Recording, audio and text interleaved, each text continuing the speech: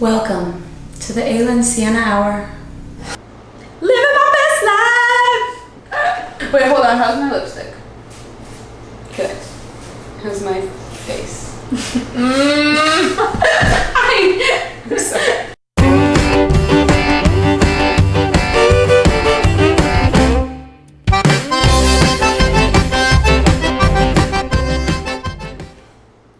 Can you be a great parent and still have the same freedom as you did before? Yeah, dude. Let's be real. You have to make some pretty major sacrifices when you become a parent. However, with a little strategy, And a dash of compromise. you really can do both. So we have some tips to share with you on how we are able to stay true to ourselves, love our lives, and still be pretty darn good moms. At the end of the day, it all comes down to one main thing. Prioritize. So, duh, we all prioritize, right? But then you all of a sudden have these tiny little humans that you love more than anything, and they depend on you for everything. And then you have to reevaluate how you're going to prioritize your life when the stakes are so high. Ben.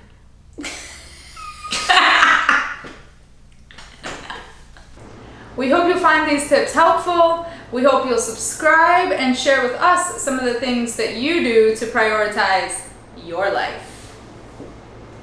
Tip number 1. You can and can't do it all.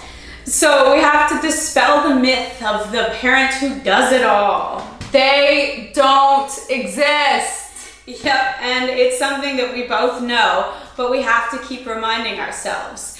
Everyone only has 24 hours in their day, and nobody can do it all. So what that means is sometimes giving up something that you really love in exchange for something you love even more. And sometimes giving up something you really should do in exchange for something that you 100% have to do. Alright, so Siena wanted me to share this one, even though it's a little bit embarrassing, but it is true. And this is something that I really should do, but I don't. And I choose not to. Scrubbing. So I really prioritize healthy meals. I cook a lot of vegetables.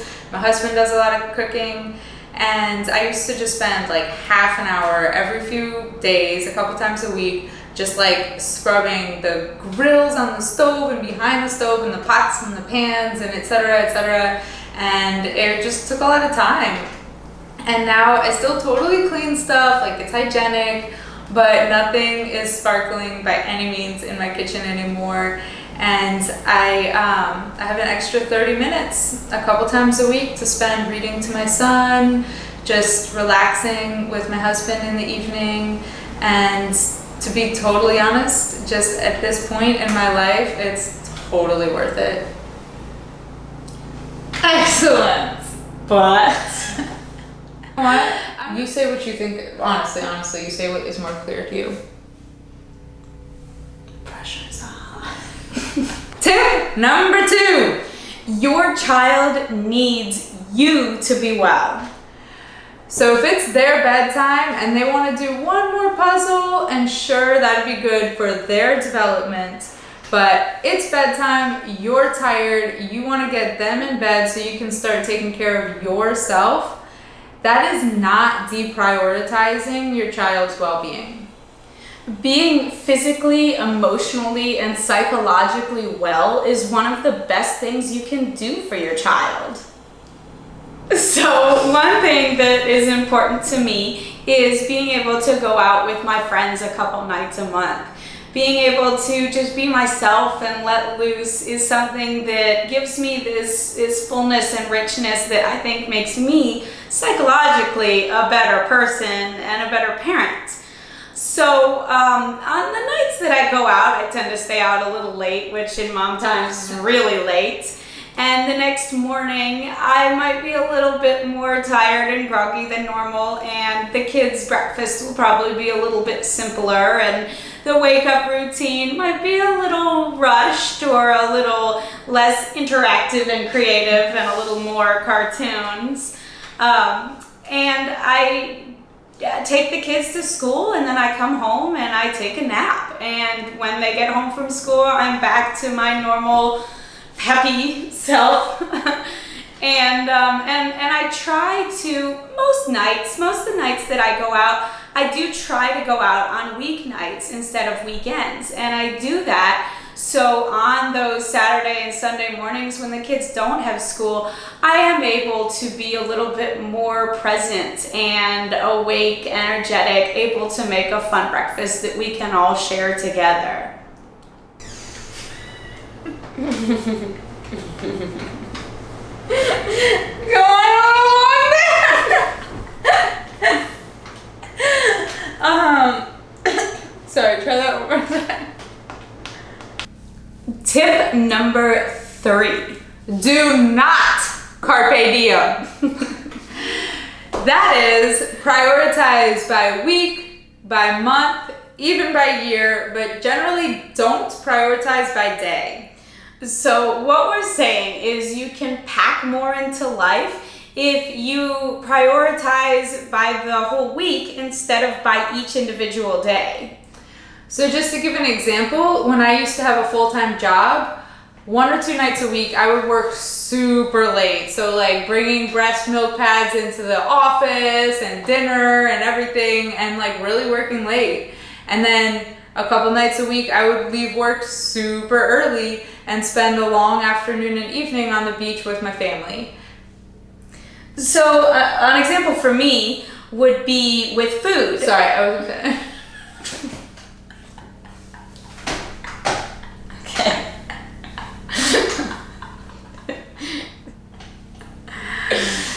And that was just so much easier for me, and I got a lot more done than trying to work till like 6 every day and then race home to spend 30 minutes on the beach with my family. We lived on the beach. One example for me would be with food. So every day I was always really, really stressed out, trying to make sure that both my kids got all the food on the pyramid, that they got their fruits and their vegetables and their grains, proteins, and something I found to be really stressful, really hard to do. So when we were at our yearly visit with our pediatrician, it's something I discussed with her, and she gave me the advice to, instead of looking at it each day, to look at it each week.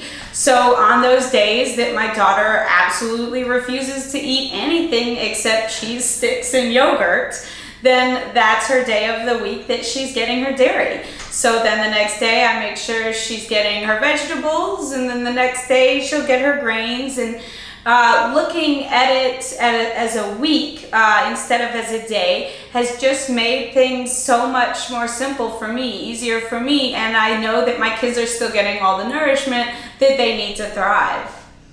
And so this actually brings us to tip number 4.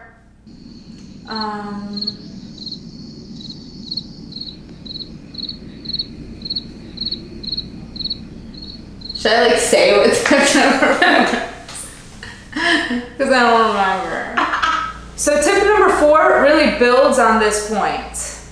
More of the best stuff isn't always better. As a matter of fact, when I limit the things I like to do the most, I tend to get a lot more out of them. So one thing that I love doing is reading with my baby. We get, I guess toddler now, we get cuddled up with our furry blanket in our favorite chair and read a book together. And it's something I really, really love and that we do a lot of. But a few nights a week, I have an evening activity that cuts into it, and a lot of time we don't get to read that night, or maybe even not that day at all. And so I used to be really worried, like you're supposed to read to your baby every day, and that's really important to me. And then I realized that not only is it fine, but it's actually really special. Like the nights when we didn't read the previous night, I feel like we enjoy it a little more. It feels just like a little bit more special, and we get totally into it. With me, something that my son and I do, he loves to play Pokemon Go. It's true. And he wants to go every night, but we end up just going a couple nights a month. And on the nights that we do go, we have so much fun, and I think we enjoy it so much more those nights that we go than we would if we went every single night. Tip number 5. Communicate your priorities. She's getting this one tattooed on her face. Communicate your priorities. So our priorities change in our lives, and when we have kids, they definitely do. One time recently that I didn't do an amazing job of communicating my changing priorities.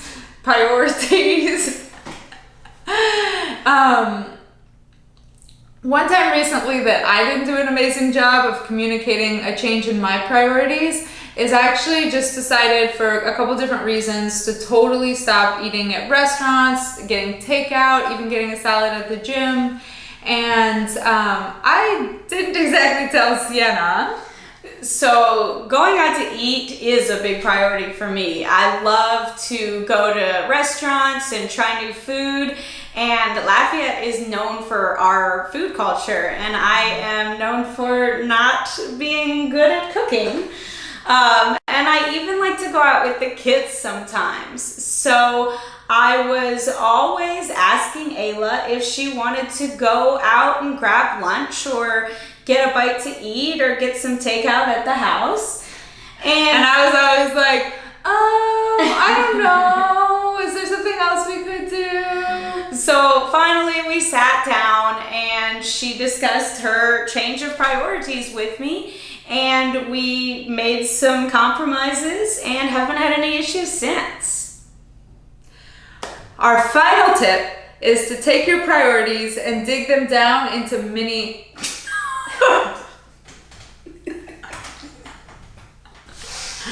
So our next tip is to break down your priorities into mini priorities. What do we mean by that? We hope that you will join us next week when we dig a lot deeper into that. Thank you so much for watching. We are all imperfect people trying to be better human beings. We hope that you'll join our community and grow with us to become better people. Signing out! No carpe diem. No, no, no, no, Donna. No, no, no, no, no, no, no. No, no, no, no. I mean, I just remember that I had a dream that you were like taking honeycomb from like a live bee's nest and trying to make me eat it. Oh, I think that really has happened. Hasn't it? I feel like that's really happened. I mean, probably, but this was like aggressively, like you were like holding me, trying to shove it into my mouth while there were like bees flying around. Yeah, I think that's about how it went. What?